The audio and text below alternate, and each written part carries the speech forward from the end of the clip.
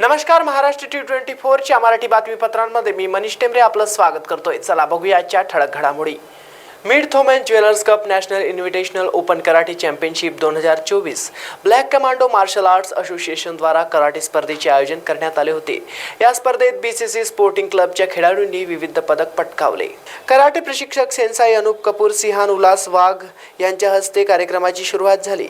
या स्पर्धेत BCC sporting club हिंगणघाटच्या खेळाडूंनी उत्कृष्ट प्रदर्शन करीत एकूण 6 खेळाडूंनी पदक पटकावले। यात देवांश मडावी स्वर्ण पदक, आरती नेवारे स्वर्ण पदक, राणी सीदाम रजत पदक, समर्थ भुसारी रजत पदक, रिद्धी तालेकर कांस्य पदक, रियांस पजारे कांस्य पदक असे विविध पदक खेळाडूंनी पटकावले।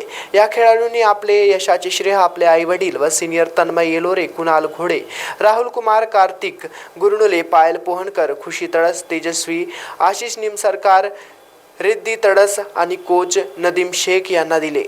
महाराष्ट्र T24 साठी आशिक कुरेशी, हिंगणघाट, वर्धा।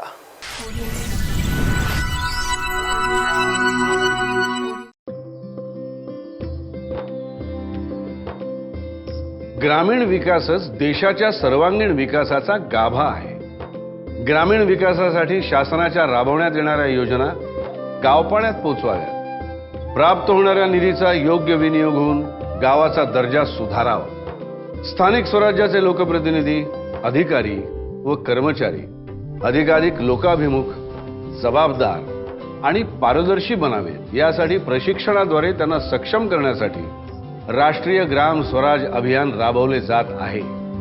तसेच आपले सरकार सेवा केंद्राच्या माध्यमातून ग्रामीण भागातील जनतेला सुमारे 400हून अधिक सेवा उपलब्ध केलेल्या असून तरुणांना रोजगार आणि उद्योग विषयक संधी उपलब्ध झाल्या आहेत। राष्ट्रीय ग्राम स्वराज अभियान निर्धार ग्रामीण विकासाचा, महाराष्ट्राच्या उन्नतीचा। ग्रामविकास व पंचायत राज विभाग, महाराष्ट्र शासन।